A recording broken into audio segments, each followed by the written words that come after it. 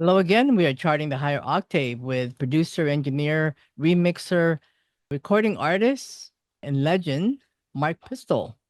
On the show, welcome to the show. Thank you for joining me. I Hey, have, Nocturne. Good. I, Yeah.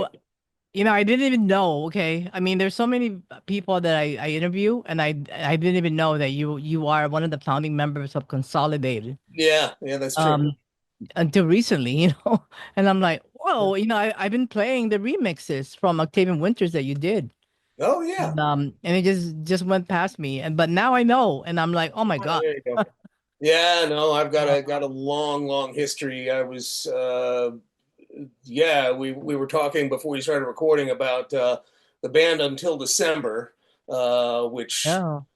I joined. I wasn't one of the founding members, but I joined and was with the band for about, I don't know, like 3 years.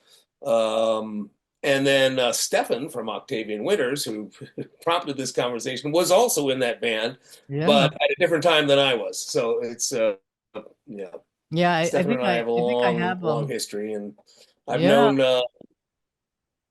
No, yeah. I think I still have the record for on until December, the Bela Lugosi's Dead cover.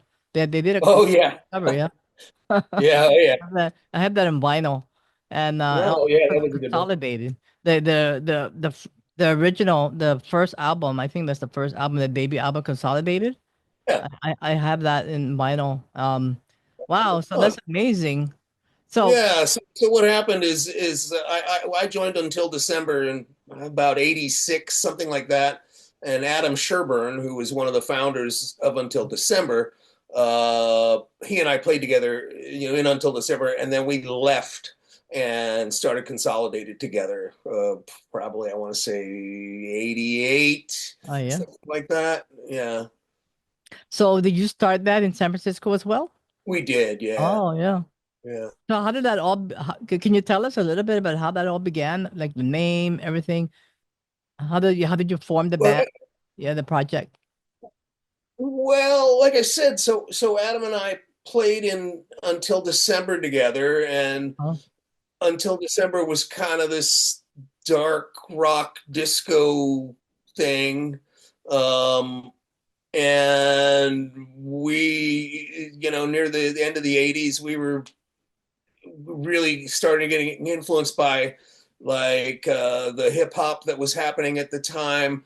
It was a combination of we were heavily influenced by hip hop and industrial music, and so oh, we kind of put those things together to form Consolidated with a heavy dose of politics as well, if you yeah, will. yeah. I was just gonna say that, a lot of the music comes up from the band from Consolidated can apply today. Oh, yeah, yeah. Don't even get me started. I don't even want to go there, but yeah, it's kind of a dark time here in the United States, I have to say. Yeah.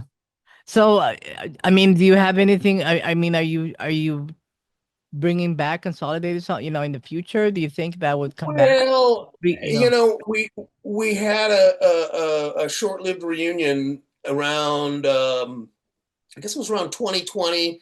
It started like during the pandemic. Adam and I started sending files back and forth to each other, and right pre-pandemic, we uh, got into my studio and just did a bunch of jamming. We did like 3 days of just like jamming with our friend, well, Adam and I, and then our friend Lynn Farmer, who's Meat Beat Manifesto's drummer for years. The three of us got in the studio and we just kind of jammed for about 3 days, and then um, I took bits and pieces of that, and basically we made a comeback album called We're Already There, and that came out in 2020. So that was kind of like our reunion. Prior to that, we hadn't really played together since probably '96 or '97. The band officially broke up in late '96, and And yeah, so it's been a while, but we had a little reunion, and we did an album, and we kind of hoped to do a tour, but everything was all kind of weird post pandemic, and Mm, yeah, yeah. it was hard to get a tour together. We managed. What we ended up doing is we just played a few shows for Cold Waves Festival. Oh, Uh, yeah, yeah.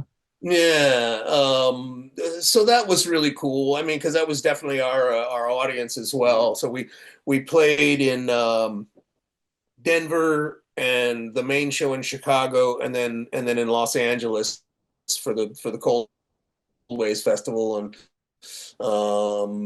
opening for Front 242. So that was fun because I was definitely Oh, oh man, I a missed it. fan of those guys from way back. Yeah, that's a Yeah, no, it was cool. So that happened in 2020. Yeah.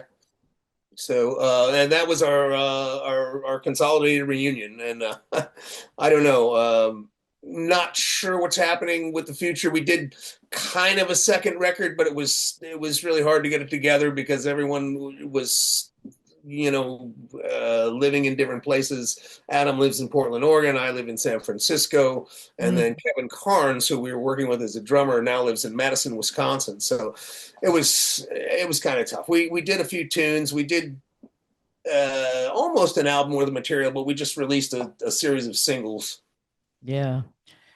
I know that you besides being a musician, I know you also do remixes. You have I a do, recording yeah, studio. yeah. Yeah, you have a recording studio called Room 5, right? Room 5, that's what it's Yep, called. Yeah. yeah, yeah. My recording studio is called Room Five, and it's in San Francisco. And if anybody wants to work with me at my studio in San Francisco, you can find me on my website. It's markpistol.com, and I work with a lot of different artists. And Now, for one I understand that you have some vintage recording instruments and machines. oh, I do. I mean, I've been, analog synths are all the rage now. Well, I've been collecting them since the 80s. And so I have a room full of vintage electronic synths, things that cost way too much money now. But fortunately for me, I bought them in the 80s and 90s where you didn't have to mortgage your whole life to get your hands on these things. And so Hey, yeah, I've got a room full of vintage synthesizers and a bunch of high-end preamps and mics from the 70s and 80s. And yeah, it's a project studio, but I'm very well equipped. wow, that's amazing. So, how do you feel, compared to the way it was in the past and how you made music back then, and then the way it is now? It's a big change, right? It's a big change. Yeah, I mean, it's hard for artists to make a living. I mean, streaming is just demonetized music for the artist. I mean, it seems the folks that run the streaming platforms and the record labels are still doing okay, but we artists are getting squashed pretty hard. So yeah, it's really hard. Back when I was coming up, the idea was you would try to sign with a record label, even if it was an indie or a major, and they would actually invest in you as an artist, and they would help you. They would give you money to go into the studio, or Mm. they'd help you hire a producer, and they'd help you along the way with your career. None of that happens today. It's just if you do sign with a label, they expect you to deliver a finished master before they'll even sign you nowadays. Oh, And yeah, so it's tough developing artists. I mean, the other side of it is recording has gotten cheaper and democratized a little bit. I mean, you can really get some pretty decent gear at reasonable prices, and you can make pretty good recordings at home. yeah. So, that side of it has gotten cheaper, but still, to come up as an artist today is really tough. I mean, you have to tour like crazy, and really no one's making money off recorded music unless you're licensing for film and television, pretty much. Yeah. I mean, even recording an artist, right, would be it's different back then compared to is now. I mean, it's so much more computer, more computer based, I guess you can say. More like, Yeah, no, no, absolutely. I mean, I started with tape and was kind of happy when computers came along because, editing was so much easier and yeah, you can really do a lot on the oh, production side wow. that's a lot easier now, but uh, I still like the old stuff. What can I say? Yeah, yeah, of course. I was just speaking with Randy, and I know that you Yeah, remixed their Octavian Winter's single yeah, Velveteen. Yeah, you did yeah. that, Velveteen. And then you worked with them on their first album, right? Also. I did. Well, so they've been working with this New York-based producer, William Faith. Mm-hmm. Yep. Great guy, great producer, and it just turns out I've known Randy and I've known Stefan just through the local music scene here. Where we've been friends, like, I mean, Yeah. literally since the '80s. I've known those guys forever, and they were handling most of the tracking themselves. And well, Randy was recording electronic drums, so he was able to do that. But what they were really struggling was getting good vocal sound. So I had them into my studio and just helped them out with tracking the vocals because like I mentioned, I have the good mics and the good preamps and a good room to do it in, and that's it's hard to get a good vocal sound in your apartment. The bus rolls by and it gets in your recording, it's no good. uh, so anyway, so yeah, I helped them out with I tracked vocals for most of the EP, and but they're doing all their stuff with William Faith. Yeah, yeah, no, I can't wait for their show. Yeah, I think they're playing on in May for the yeah, yeah. I've World I've Gospel. managed to get out and see them a couple of times, and they're really great live. I really really enjoy seeing them. I think it's on And, May. uh, and I'll probably come to that show in May if you're there. What's that? Yeah, yeah, you should. Yeah, I hope I can meet you. Yeah. Okay, And okay. I'll put that in my calendar. I'll try to come out and meet you in person. yeah, yeah, I'm excited now. I know you were also involved with some disco artists, Grace Jones. Well, I did. Yeah, I did produce a Grace Jones record back in the '90s. That is true. Which Um, which one is that? well, it's an EP called Sex Drive, Oh, and okay, okay. and Grace actually covered a Consolidated track, "Typical Male," and so it was going to be an album, but it didn't work out for numerous reasons. Turned into an EP, and so the main single off was this song called "Sex Drive" that was written by the band Sheep on Drugs, and then the B side was Grace's cover of Consolidated, "Typical Male," Oh, and wow. that all kind of came about because while I was still working with Consolidated, I also I was working with the Disposable Heroes of Hypocrisy. Michael Franti is another guy I've known around San Francisco, since the '80s.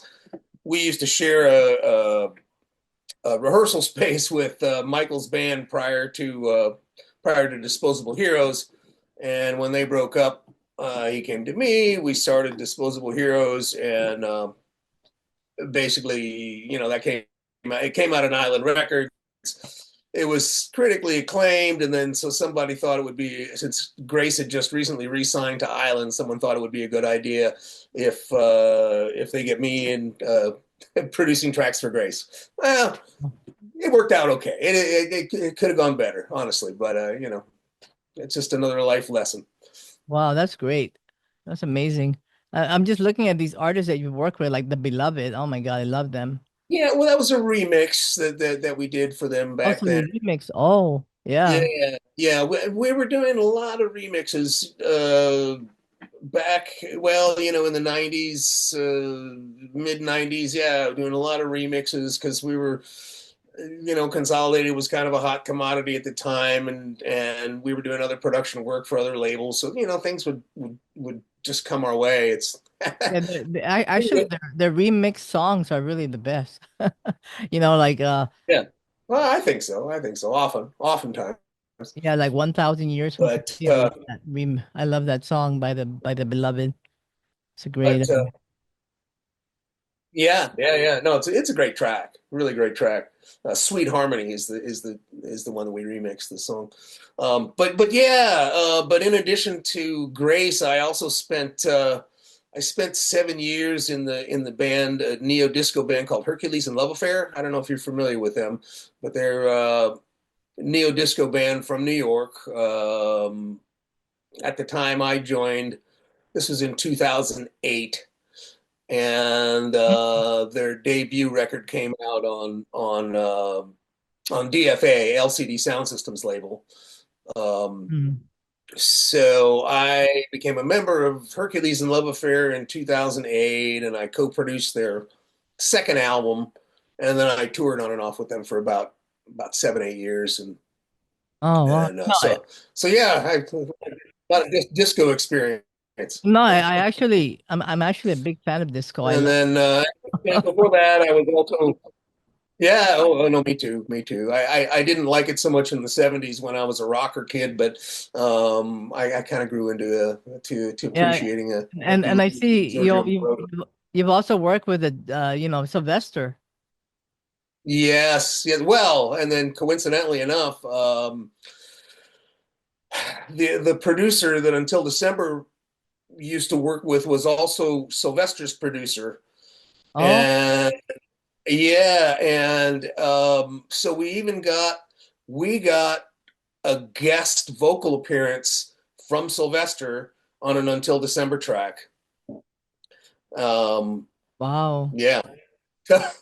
So, it sounds kind of crazy because the guy, is such a legend and I know yeah. you know what's crazy is that I love talking about disco, but I got nobody to talk about it with. That's why, because a lot of people don't really care for disco, or they're just Well, there's a lot of overlap and you but know, disco really never lost popularity. Just people didn't realize it. It got rebranded after the disco sucks movement, right? And but yeah, no, disco got a bad I still rap in the play, late '70s. yeah, I still play my Loving Kisses and my Madeline Kane and my Yeah, yeah, yeah, all those the Loving Kisses. I don't know if you're familiar with Alex Constantinos. But it's a Euro disco, yeah, yeah, yeah, yeah. I love the Italo stuff, especially. Yeah. Yeah, yeah, yeah. So, this is amazing that I'm so glad I'm speaking with you and just learning a little bit more about your current projects that you're doing now. And thank you for those two remixes that you sent me. So Oh, are those like a brand new stuff? well, so the two tracks that I sent you, one is my latest single, Hmm. um, Is that no and mistake? that's just solo. That's just some of my solo work. It's called "It's Later Than You Know" is the track, and then the other one I sent you is also one of my tracks, but I'm collaborating with this songwriter vocalist named Rykarda Parasol, and she's been one of my studio clients for years, Mhm. and her her vibe is a little different. She's more her instrumentation tends to be more rootsy, kind of psych somewhere between Americana and psych rock, and yeah, so I've been making her records for a really long time, and was fortunate enough to I asked her to collaborate on this track with me. I had this techno track, kind of dark wave-ish techno track laying around, and I gave it to Ricarda, and she did that amazing vocal on Oh, there for wow. me. Um, so that's yeah. Anyway, so those two tracks I sent you. One's a solo release. The other one's collaboration with Ricarda, So and is and is this very current, like just recent? yeah, yeah, Yep. yeah. Both of those came out well within the last like 3 4 months. Okay. Are you planning on creating on putting an album together? I've been doing singles. Um, I've got another couple of singles out. I collaborated with another vocalist friend, this guy GRW, and so yeah, nowadays I'm still very active, and I still like writing and producing my own music. I mean, I Mhm. I make my living kind of recording and mixing other people's music, but I'm still interested in doing my own stuff. I just don't, because I'm doing it on my own. I don't work as consistently as I should, and I've got like a just a stream of singles. So I've got four singles out right now, and I've got a fifth one, uh, another one with Rykarda that I plan to drop in the next I don't know, probably in the next month or so. And yeah, it's just, I mean, I suppose you could, I've been doing them as singles. I guess we could cull them together and re-release it as an album, which I probably will Yeah, because yeah, you should. the way it is nowadays. Yeah. I mean, Um, why not, right? yeah, yeah, yeah. So, Yeah, I mean, they sound great. I mean, oh, that's thank you, cool. thank you. Yeah. But anyways, somebody's just to say I'm still active, but I don't have enough headspace to just like I'm gonna make an album and then hunker down and make 10 tunes all that are all kind of consistent, you know. So, are you going to be releasing this music on Emergency Hearts label? Is that Yes, well both of the singles that I sent over to you, yeah, those both came out on Emergency Hearts, Oh, and I've been working with him. He's he's a small label and based out of Austin, Texas. And yeah, I've been working with him on and off now for I don't know, what, about 4 years. He it's just he's just a small independent label with not a lot of reach, but Scott Crow is the guy that runs it, and he's become a friend, and so yeah, I just when I finish something, I send it to Scott, and he just puts it out on Emergency Hearts. oh wow. And then I know you've been working with Meat Beat Manifesto as well, right? Yeah, well, I was in the band. I played with Meat Beat Manifesto for about 10 years, actually. Just post Consolidated. I was I was so at the end of Consolidated, a position opened up in Meat Beat Manifesto, and I joined the band. And so I was in the band from probably 97 to 2007, Oh, something okay. like that. And so I collaborated on a couple of the records, and Jack Dangers, the founder of Meat Beat, is a real close friend of mine, and he and I have done quite a few things in the studio together. And Yeah, I also have that in vinyl as well. oh, nice. I mean that's the beauty of that, vinyl, Yeah, finding oh, yeah. vinyl. I still keep it too. I'm old. What can I say? I got a vinyl collection. Wow, so I'm really excited. I really hope you put out a record, with your single because it's good. And Yeah, I don't know if I'm going. Well, yeah. So the last Consolidated album, that the thing we spoke of earlier, it actually did come out on vinyl. We're Already There is available on vinyl. Um, but how do I find for that in my vinyl? album, How would uh, gosh, there's a few record stores that are stocking it. I'm oh, okay. not sure. I'm not sure exactly. I was selling the vinyl off Bandcamp, but I'm all sold out of that. Yeah, I'm gonna have To to go to find one Amoeba copy I Records. stashed away. I might be able to find one copy just for you. Or I'll have to go to Amoeba Records. And would Well, they have maybe we'll definitely have it. Yeah, they absolutely will. Yeah, I always go to Amoeba when I'm in San Francisco. Yeah, for sure. Almost. They're the best. Thank you so much for all this amazing information that I didn't even know about. So, Yeah. do you have anything besides possibly making an album? Anything else going on, live shows or anything? Not at present. I just did a little live show with my buddy Ben Stokes, who's also a member of Meat Beat Manifesto. He and I did a little jam show there's a really cool synthesizer store that I'll mention here in San Francisco on 24th in the street in the Mission. There's a really cool shop called Mission Synths, and I'm really excited to have a cool store like that here in the city. So they had their 4-year anniversary party, and so I got together with my buddy Ben, and we just did an electronic improv set, with a couple of synths and drum machines, and just kind of rocked out some beats and had a good time. Okay. Well, I'm gonna have to check on all these things when I get over there in May. Yes, Check it out. please. Yeah. Well, you have to come by the studio as well. I hope to Oh hope yeah, to yeah. get you over. So tell us a little bit more about the studio so people can check it out if they wanna, if they're looking for somebody to remix their Yeah, album well, or. absolutely. It's called Room 5 in San Francisco.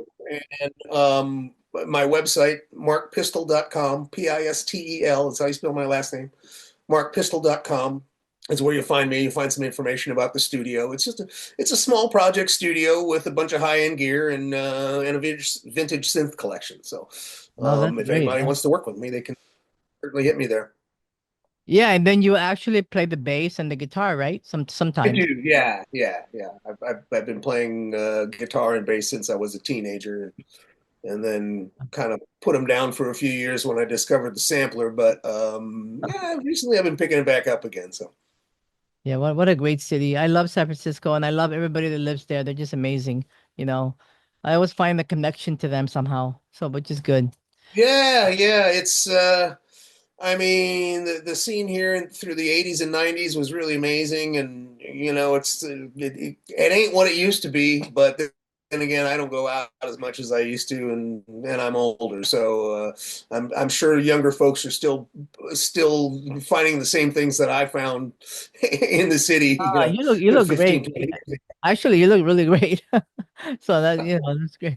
Yeah, I'm so grateful to have met you and big shout out to Shameless Promotion PR. Yeah. Right on. Yeah. Indeed, indeed. Yeah, She yeah, spoke yeah, really yeah. she spoke really Very highly. nice to connect us. Yeah. Okay, well, Mark, yeah, I mean, anything else? I'll put the link of your I, website. I think that's it. It's been a pleasure talking with you, and yeah, I hope to meet you when Here. you're in town in Yeah. May. All Okay. right, All right. great. Well, thank you, Pleasure. Mark. Thank you for joining me on the show. All right, take care. All right.